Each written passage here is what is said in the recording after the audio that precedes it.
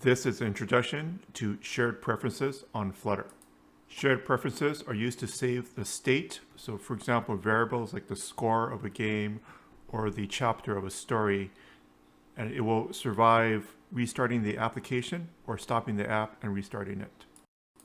To make the shared preferences more fun to learn, we're also going to implement Flame, which is a game engine, and some graphics so that when you restart the app or you stop it and you restart it, there'll be some fun graphics for you to look at.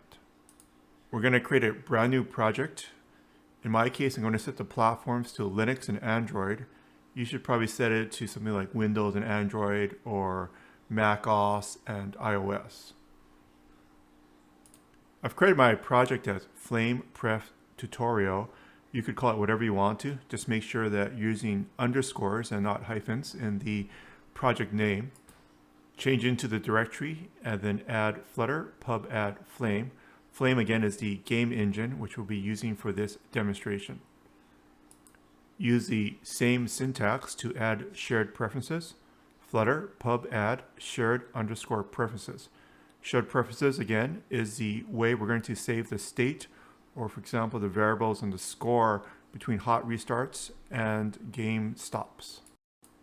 Go into main.dart, delete most of the contents of the file except for the run app portion. So it's under lib, main.dart, everything under that run app method we're going to delete, just so you can focus on the key parts of the application.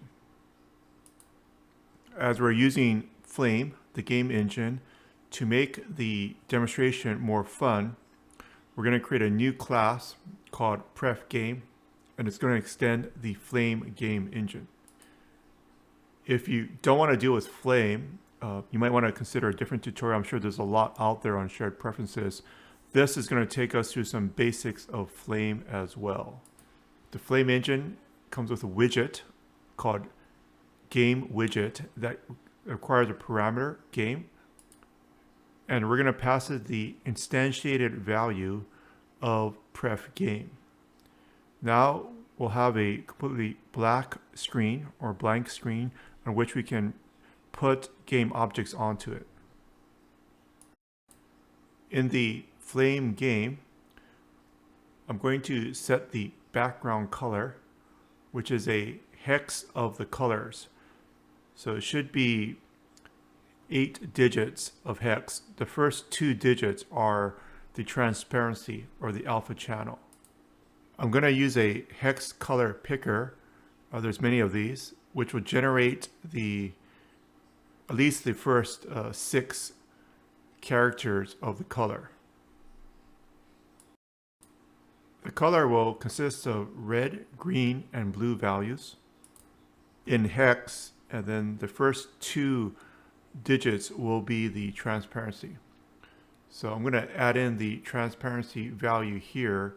FF is the maximum number, so the background will be fully opaque. I'm going to adjust the color to something a little bit more fun, something closer to a kind of a turquoise blue. So I'm just clicking on the color picker until I find the color that I like. Then I'm going to copy the hex code using the clipboard, and then I'm going to paste it in. So it's the last 6 digits. Remember, the FF is the transparency value, and FF would be fully opaque. I'm also going to do a little bit of setup prior to storing the information in shared preferences, and that I'm going to open up the assets. So we're going to display some images onto the screen with some different fonts. On the root of the folder, not in lib, I'm going to create a assets/images subfolder. And I'll also create an assets/fonts folder. We're going to put the fonts in the fonts folder and the sprite sheet in the images folder. In pubspec.yaml, scroll down to the section where it's assets, and we're going to have to add the location of the new folder that we created. The location is assets/images. Then let's go down to the font section and let's set up the font. I'm going to use an Arcade Classic font that I freely downloaded it from thefont.com. You can add any font here that you want. I'm going for a retro look in this game. So I'm going to specify the font family as Arcade. This is the name I'm calling it. And I'm going to insert a file that I have on in my folder of game assets, arcadeclassic.ttf. So on thefont.com, I'm going to download the Arcade Classic font. I'm going to first extract the zipped file, and then there should be a file in there called arcadeclassic.ttf. I'm going to drag and drop the arcadeclassic.ttf file into assets fonts. So the assets in the root directory and fonts is a subfolder of assets. And in there is where I have the specific TTF font in there. I'm using a sprite sheet that I got from Humble Bundle. You can use any image. So you could, for example, go to itch.io or one of the mini sites to get a free sprite. You don't need a sprite sheet, you just need a single sprite for this tutorial. I'm using a sprite sheet primarily because I just had it lying around on in my folders of my game assets that I purchased. Run Flutter pub get again. Okay, after all that setup, but it'll be fun. You know, setup is to have fun later. We'll start creating our variables. So we're just going to store one variable in the shared preferences, and that will be the variable for counter. So I'm going to create an integer counter in the main, the pref game class here, which extends to flame game. And we'll set up a text component, which is from the flame game system for score. The flame system uses components which are analogous to the widget system in Flutter. The flame system also has the onload method. And we're going to use the onload method with async IO to load in the sprite. To set up the shared preferences, I'm going to create a late final variable for shared preferences. I'm going to put this above the onload method. So the onload method does run at time of load. And in the onload method, we can then place a value for the shared preferences. Above the onload, I have this prefs variable, which is of type shared preferences. And then I'm going to have it equal to the instance of the shared preferences. It's red right now because I need to use the async keyword on line 21. So on line 21, go back and insert async right after the onload. And now we can use the await keyword on line 22. So on line 24, we're going to get the preferences just in case you've loaded it multiple times and there's already some data stored in counter. If it's null, we're going to set it to 0. So that's what those two question marks are. It's just a shortcut to say that if it's null, then assign it to whatever is on the right-hand side of the two question marks. We're going to assign the integer value counter to the contents of the prefs, and then now we'll add the score in. The Flame engine also has a method for update. So this is the update loop that's running at 60 times a second. And in here, we're going to update the score that goes onto the screen. In Flame, you don't have this concept of having to redraw the screen since the screen is redrawing 60 times a second. The Flame component for the score, which is a text component, has a property called text And we're going to assign that to the value of counter. In this demonstration, we're going to eventually show multiple cats appearing on the screen. The score is a Flame text component, and it has a property for text renderer. So we need to use this text renderer in order to set the style of the text on the screen. I need to assign the text renderer to a text paint, and that shouldn't be a parentheses there. I need to change this later to an equal sign. So it'll be text renderer equals text paint, and within a text paint you can apply a style, and then you can get easily to the more common Flutter text style that you're familiar with. And here I'm going to assign the color to black.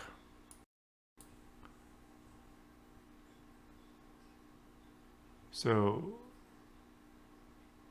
it's appearing, but it's not getting a text renderer because it should be an equal sign.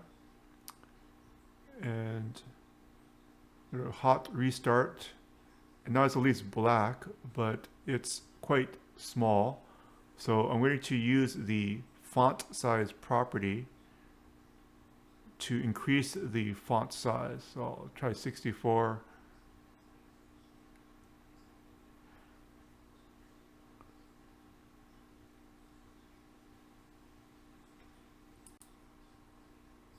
So I'm going to set it to 36.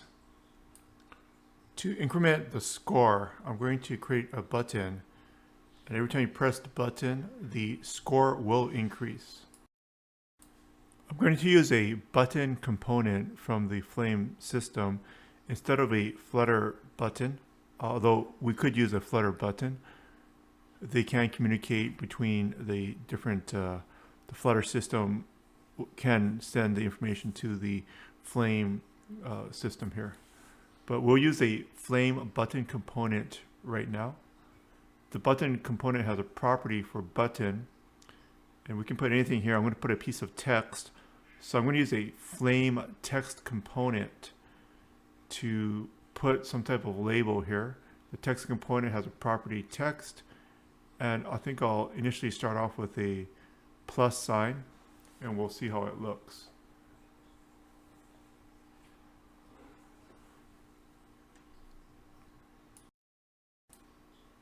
I'm going to use the same text paint for a couple of different buttons and also the score. So I'll just move the text paint up above the onload method, and I'll have a final variable that I can use this style for the score as well as the two buttons.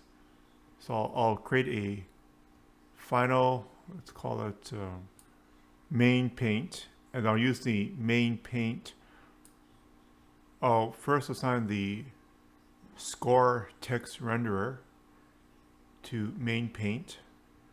Let's go into the button, and we'll also have a text renderer main paint for the button to increment the score.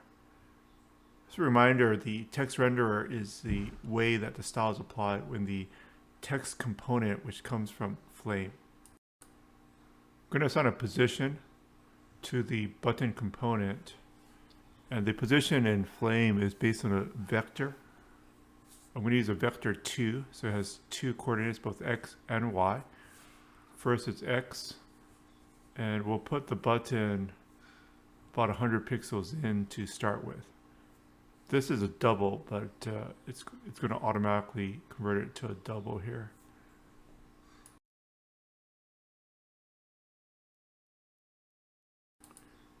And in order to use the button, I'm going to need to use a mixin on the Flame game system that the Flame game has tappable components. So I'm going to put this with tappable, or has tappables, because the button component is a tappable object. And then we'll set up the button to increment the score when the button is tapped here. We probably want to move it a bit out because it's a bit too close to the cat score. And we'll leave it there. Maybe 150.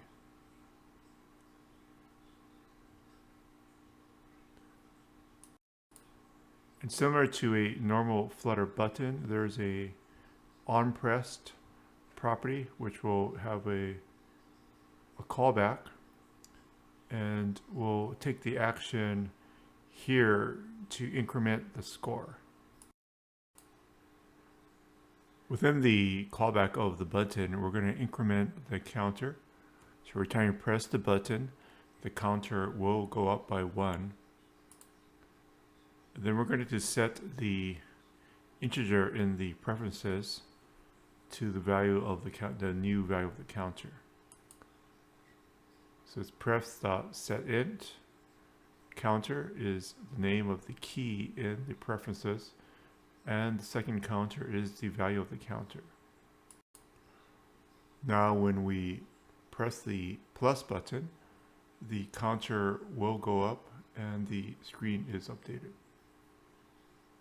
So let's try to stop it and restart the game.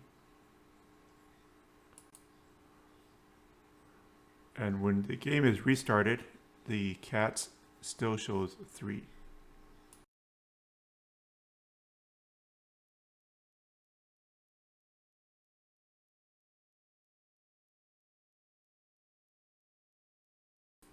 We'll create a new button to reset the cat count. So I'll copy and paste the existing button, and we'll change the new button to a minus or an O for 0, and we'll push it over a bit. We'll delete the counter incrementer, and we'll set the counter back to 0. So let's restart it. And then we'll reset it to 0, and when we restart the game again, it'll be 0. So we'll set it to 3, restart it, it's still 3, reset it. It looks good. So congratulations, you've completed the section on shared preferences, but I'm just going to add some aesthetics here. I'm going to change the font family to the retro arcade font. Now the cat score kind of looks more old school.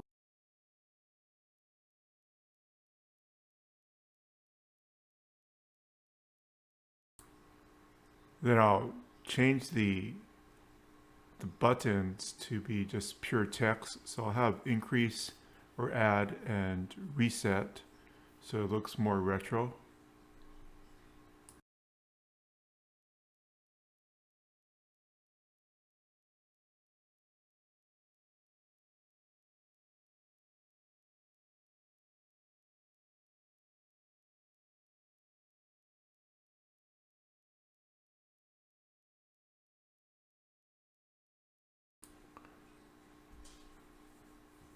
So I'm going to create another class for the cat component, and it's going to extend the sprite component that is built into the Flame game system. The objective for this section of the tutorial is to show the number of cats that's on the cat score. It's simply to make it a more fun demonstration. We won't have the cat be animated or moving. It will just be a static sprite.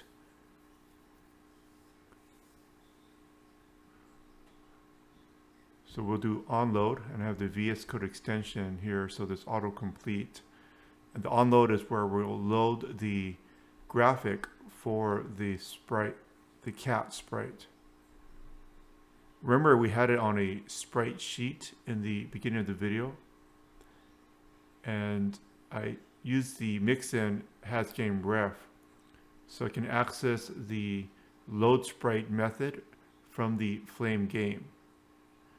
The await is red right now because I need to put async on line 64. The syntax is load sprite and the name of the file. It already assumes that it's in assets/images, which we set up earlier in the video. The source size is because I'm using a sprite sheet, and I know that the sprite sheet has characters of 32 by 32 pixels. So vector2 all 32 is a shortcut for vector2 and then parentheses 32 by 32.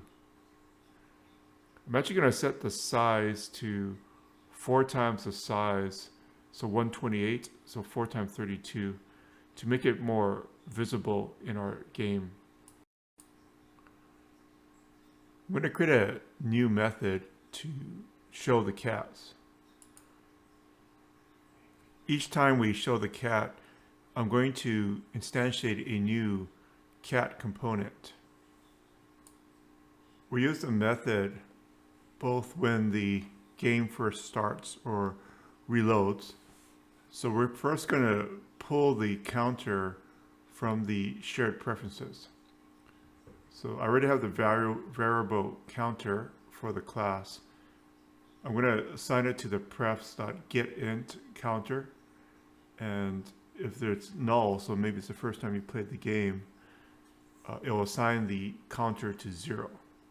It's going to go through a loop here using the value of the counter as the maximum value, and each time through the loop I will instantiate a new cat component. I'll use the position of the cat component for the y for the x coordinate. I'm going to set up the add, so it's adding it to the main game because we're still in the main game method or the main game class.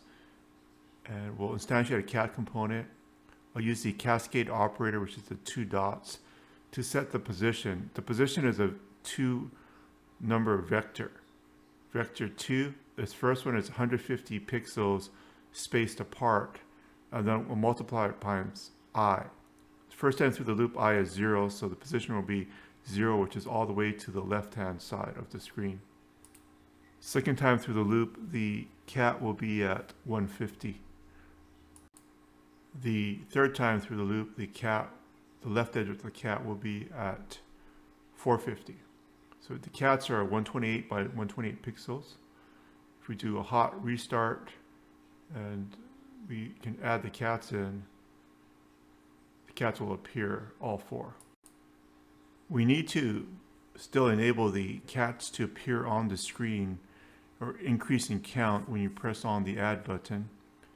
And also, when you reset the number of cats, we want the screen to become blank. So I'm going to start off with a Boolean variable for reset. The reset, I'm using the Boolean flag because in the update method, that's how the screen is updated. And we'll use this update method in Flame to remove the cats when the time is right. When the reset button is clicked or tapped, we'll set a sequence of events to reset the cat counter and clear the screen. So if the reset is true, so when we press it, we'll set it to true, then we'll query for all the cat components. We'll first create a list of all the cat components using the Trojan.query, which is from the Flame game system, and we'll look for the cat component. So all the cats here are of the type cat component which we created. So it'll find all the cat components, put into a list. We can use remove all from the Flame system to remove all the cats from our game. And then we'll set the reset to false. Back in the reset button, we're going to set the reset to true. It's a flag, so when it's true, the reset will take place in the update loop. So we'll reset it, the cat goes away. And we just need to now add the cat when the add button is pressed. So in the button to add the cat, we'll add the cat component, and the position will be, we're using a 150 with the multiplier for the number, the counter, as the X coordinate. So since I want the cats to be at the left edge, I'm going to move the add statement above the counter incrementer. But let's first set it up, and then after it's set up, we can then add the cat in. So we'll have it be 200 pixels down, and the 150 should be a double. And then I'll cut it out, and I'll drop it above the counter plus plus.